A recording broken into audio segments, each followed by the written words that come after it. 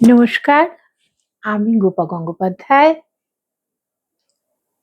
বেশ কিছুদিন আমি আপনাদের সঙ্গে এই আড্ডাটায় আসতে পারিনি।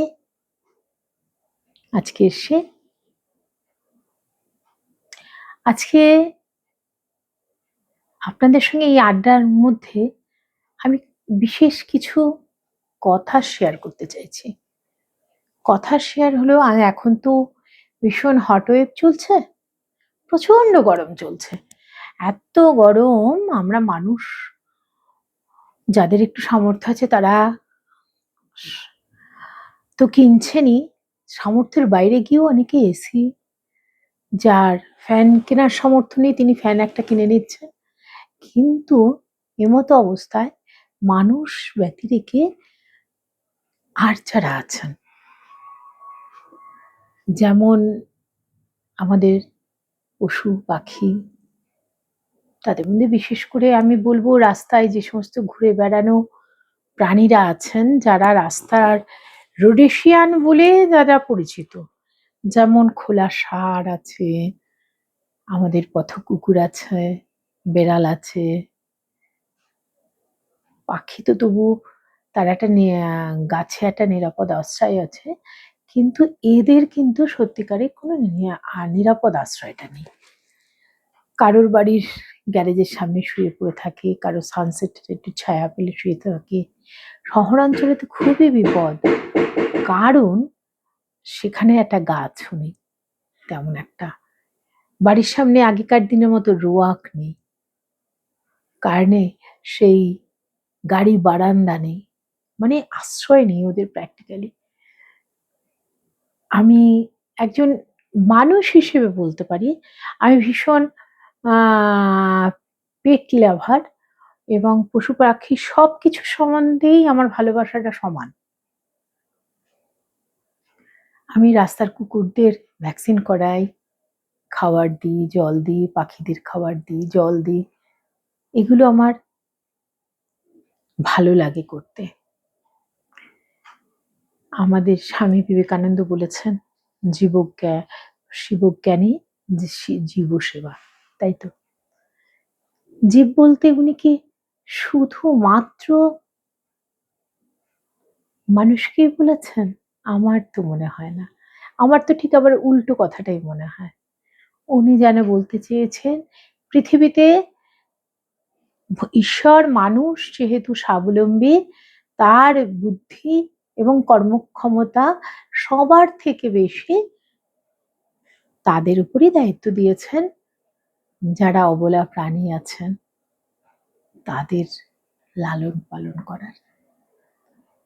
সেই অর্থে আমি বলবো যে মানুষের সবচেয়ে বেশি দায়িত্ব ঠিক এই গরমের আবহে প্রত্যেকেই সহৃদয় হন, এবং যে যার বাড়ির সামনের পথের কুকুরটার জন্য, গরুটার জন্য, বিড়ালটার জন্য, পাখিদের জন্য জল খেতে দিন।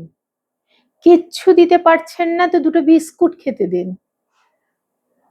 এই রোদে ভীষণ তাপে দগ্ধ হয়ে ওদের প্রাণগুলো যেন না বেরিয়ে যায়। এটা আমি মানবিক দিক থেকে বললাম। আর একটা কথা আমি বলছি, আমি একজন নিউমারোলজিস্ট। আমি সেই হিসেবে বলি, সেই হিসেবে বলতে গেলে বলা যায় আমার অবশ্য কুকুর নিয়ে অনেক কটা ভিডিও করা আছে, তা সত্ত্বেও বারবারই এক কথা আপনাদের বলি, কিন্তু এইভাবে কখনো বলিনি আপনাদের, আজ বলি। আপনারা জ্যোতিষকে খুব চর্চা করেন, জ্যোতিষে ভরসা করেন, বিশ্বাস করেন,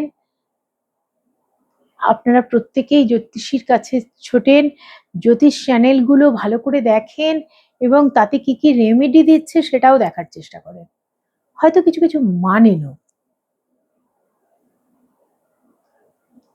রেমেডি বলতে আপনারা যদি যেমন বড় বড় শোরুমে ঢোকেন, দামি দামি পাথর কেনেন, হাতে পরেন, বাজুতে পরেন, এটা রেমেডি, জ্যোতিষ রেমেডি।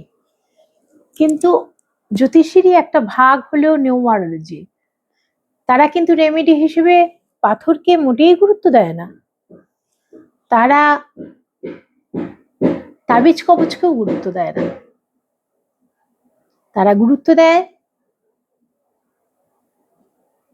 রেমেডি হিসেবে ঠিক যে কথাগুলো আমি বলছিলাম সেই কথাগুলো। আপনি শনি বকরি হলে শনিকে প্রসন্ন করতে আমাদের শনির দেবের যিনি গুরু মহাদেবের সেবা করতে হয়। ওই জীবজ্ঞানে শিবজ্ঞানে জীব সেবা, এটা একটা বড় ব্যাপার। কুকুরকে বিস্কুট খাওয়ান, জল খাওয়ান, আশ্রয় দিন। আমাদের হিন্দু ধর্মশাস্ত্রেতেও কুকুরের জায়গাটা বিরাট। ধর্মরাজ স্বয়ং কুকুরের জায়গাটা নিয়েছেন। যে সমস্ত ষাঁড়েরা রাস্তায় ঘুরে বেড়াচ্ছে, লোকে ছেড়ে দেয়, ষাঁড় তো কাজে লাগে না তাই। আবার অনেকে ধর্মীয় ভাবে ছেড়ে দেন, শিবের বাহন তাই। একটা ষাঁড় আপনার দুয়ারে এসে দাঁড়ালে দুটো সবজি দিন না খেতে, দুটো ভাত কিংবা একটু রুটি দিন, শিব সেবার কাজ হবে। শিবের মাথায় জল ঢাললে ঠিক যতটাই পুণ্য হয়, একটা ষাঁড়কে খাওয়ালে, কুকুরের মুখে অন্ন এবং জল তুলে দিলে, পাখিদের জল দিলে, খাবার দিলে ততটা হয়।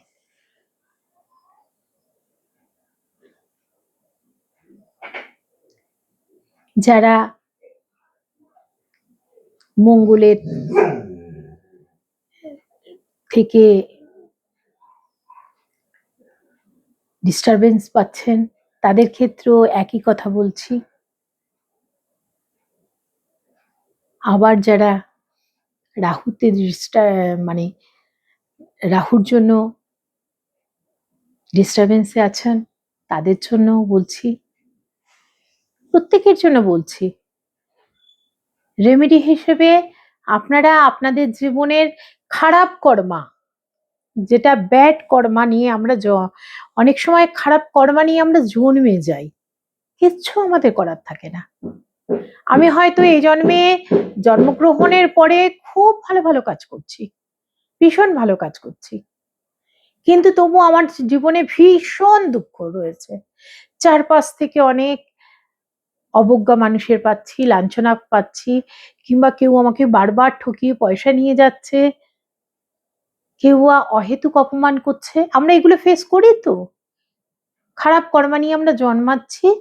এই খারাপ কর্মা থেকে আমি যখন বেরোতে চাইবো, একজন নিউমারোলজিস্ট হিসেবে আপনাকে আমি এটা বলতে চাই, এই খারাপ কর্মার হাত থেকে বাঁচতে আপনাদের অনেকে বলবেন মন্দিরে যান, বড় একডালা ফল নিয়ে দেবতার নামে উৎসর্গ করুন, ব্রাহ্মণের ভোগে লাগবে। আবার কেউ বলবে ব্রাহ্মণকে ধুতি গামছা দান করুন, উত্তরীয় দান করুন। আমি বলবো না, এটা ঠিক পথ নয়। হ্যাঁ, নিশ্চয়ই ব্রাহ্মণকে দিতে হয়, দেবতার পুজো দিতেই হয়, এটা তো করবেনই,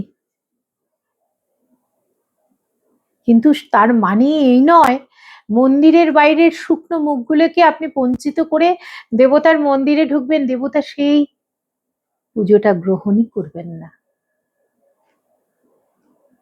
শুদ্ধাচারী জ্ঞানবান ব্রাহ্মণ আমরা আজকাল কোথায় পাই, যাকে দান করলে দান সার্থক হয়, আমাদের পূর্বজন্মের ঋণ শোধ হয়, খারাপ কর্মা থেকে আমরা বেরোতে পারি।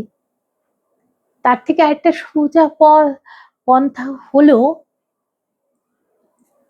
আমরা আমাদের খারাপ কর্মটাকে ধুয়ে মুছে ফেলার জন্য এই জন্মে যাবতীয় যা ভালো কাজ, নিরন্ন মানুষের মুখে যেমন অন্ন তুলে দেবেন,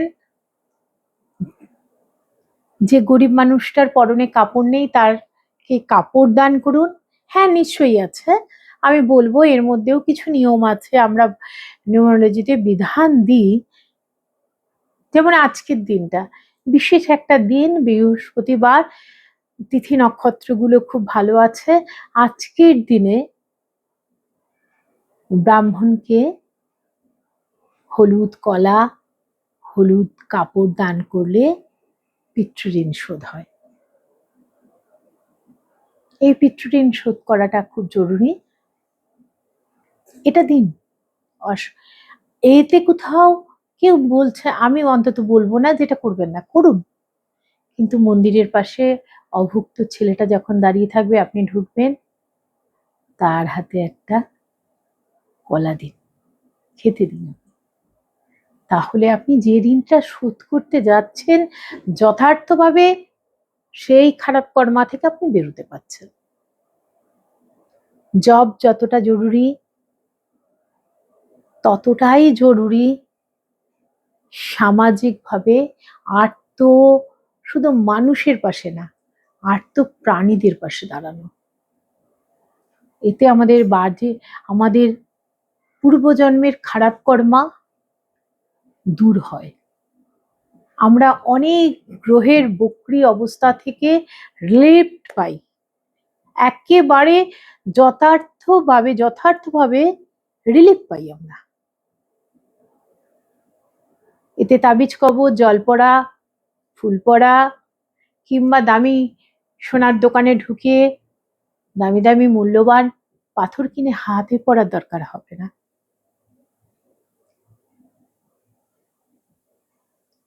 এই অবধি বলি। দেখুন, ভাবনা চিন্তা করে একজন শুধু জ্যোতিষী হিসেবে নয়, একজন মানবিক মুখ হিসেবে আপনাদের সঙ্গে আজ আমি কথা বলতে বসেছিলাম। আর আমার আজকের এই প্রোগ্রামটা যদি আপনাদের ভালো লাগে, মানে এই আড্ডাটা যদি ভালো লাগে, আপনারা আমাকে বললে আমি নিউমারোলজির বিভিন্ন বিষয় নিয়ে আলোচনা করতে পারি। আমার ভালো লাগবে, যেটা নিয়ে আমি সবসময় পড়াশুনো করছি, যেটা নিয়ে আমি সবসময় আমার কাজকর্ম করছি, সেটা আপনাদের সঙ্গে শেয়ার করতে নিশ্চয়ই ভালো লাগবে। ঠিক যতটাই ভালো লাগে কবিতা, নাটক আপনাদের সঙ্গে শেয়ার করতে। এগুলো প্রত্যেকটাই আমার ভীষণ ভালোবাসার বিষয়। নমস্কার, এখন এইটুকু।